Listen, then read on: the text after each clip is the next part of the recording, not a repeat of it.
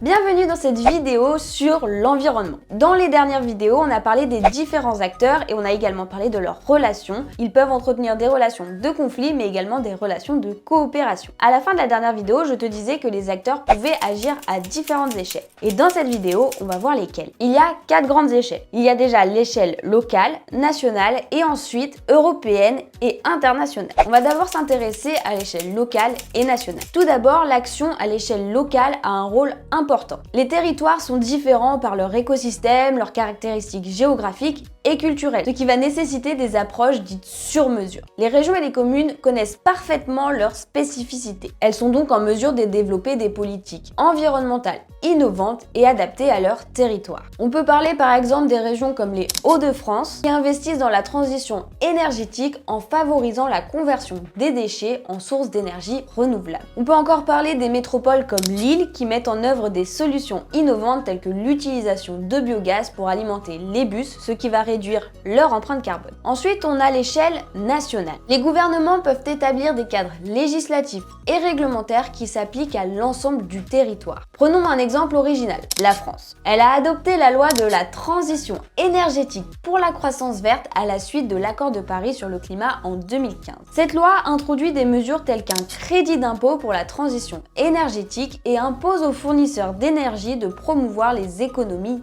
d'énergie. En plus de ça, on a l'intégration de la charte de l'environnement dans le préambule de la Constitution française en 2005. Et ça marque l'importance croissante accordée à l'environnement au plus haut niveau de l'État. Mais depuis les années 1980, l'État et les collectivités perdent de leur pouvoir dans la politique environnementale car elles sont concurrencées par deux nouveaux acteurs supranationaux, l'Union européenne et les organisations internationales. Ce qui nous emmène à nos deux autres échelles, les échelles européennes et mondiales. Donc depuis quelques années, l'action environnementale s'articule autour d'échelles plus étendues telles que l'échelle européenne et l'échelle internationale. On va commencer par l'échelle européenne. À l'échelle européenne, c'est l'Union européenne qui joue un rôle de premier plan en adoptant des accords et des règlements qui harmonisent l'action environnementale de ses États membres. Cette approche collective permet de partager les efforts dans la lutte contre les problématiques environnementales en instaurant par exemple le système européen d'échange de quotas d'émissions qui vise à réduire les émissions de gaz à effet de serre. D'ailleurs, on en parlera un peu plus tard. L'UE s'est également engagée dans la mise en place de normes strictes comme celles relatives aux émissions de CO2 des voitures. On peut également parler du paquet énergie-climat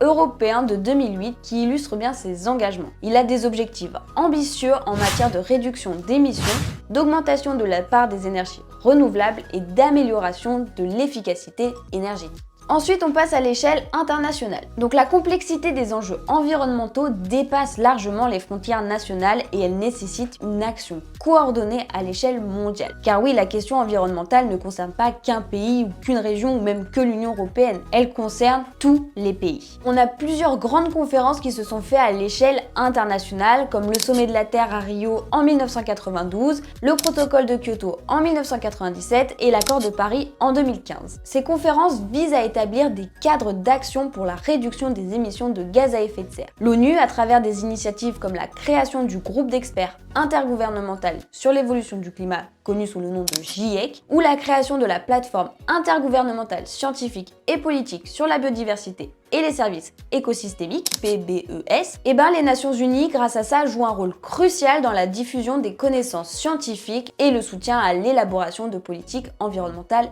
efficaces. Ces efforts internationaux montrent que face à des défis globaux comme le changement climatique ou la perte de biodiversité, une coopération étroite entre les pays est essentielle. Les accords internationaux et les normes européennes témoignent de la capacité des nations à s'unir. Donc si on résume, il y a plusieurs échelles. L'échelle locale, l'échelle nationale, l'échelle européenne et l'échelle internationale. L'échelle locale et nationale perdent des pouvoirs au profit des échelles européennes et internationales car l'environnement est un problème qui nous touche tous. Et là, tu vas sûrement me dire, bon ok, c'est très bien toute cette histoire, mais comment elle s'organise cette action environnementale entre toutes ces échelles? Comment on arrive à articuler l'action publique entre ces différentes échelles? Et bien là, je vais te répondre que c'est une très bonne question. Et c'est ce qu'on va voir maintenant. Historiquement, il y a deux logiques qui ont été employées pour structurer l'action environnementale à travers les différents niveaux. Petit fun fact d'ailleurs, cette approche est également utilisée en management. Donc on a deux approches, comme je te l'ai dit, on a l'approche descendante et l'approche ascendante. Si on s'intéresse s'intéresse d'abord à l'approche ascendante, appelée aussi top-down. Cette stratégie voit les décisions prises au niveau international, puis appliquées par chaque pays à travers des politiques nationales. Un exemple emblématique, c'est le protocole de Kyoto de 1997. Il a établi des objectifs juridiquement contraignants pour les pays développés afin de réduire leurs émissions de gaz à effet de serre. L'idée en fait ici, c'est de définir un cadre global dont l'application est ensuite déclinée et adaptée par les pays signataires. En gros, on part d'un objectif commun de réduction des émissions, top, et on répartit les efforts de réduction en descendant à plusieurs États signataires. C'est le down. C'est comme si la France signait un traité avec plusieurs pays, et pour atteindre l'objectif fixé, la France doit prendre des mesures dans son propre pays, mesures qui seront mises en place par les régions, par exemple. Et ensuite, on a l'approche ascendante, donc aussi appelée bottom-up. Et contrairement à l'approche top-down, cette approche permet aux propositions et décisions d'émerger des pays eux-mêmes. Si on prend l'accord de Paris lors de la COP21 en 2015, une trajectoire globale de réduction des émissions de gaz à effet de serre a été fixée. Mais chaque pays a déterminé individuellement sa contribution. Cette flexibilité a permis une participation record des pays reflétant une volonté de respecter les spécificités et les capacités de chacun. Au sein de l'Union européenne, la politique environnementale représente une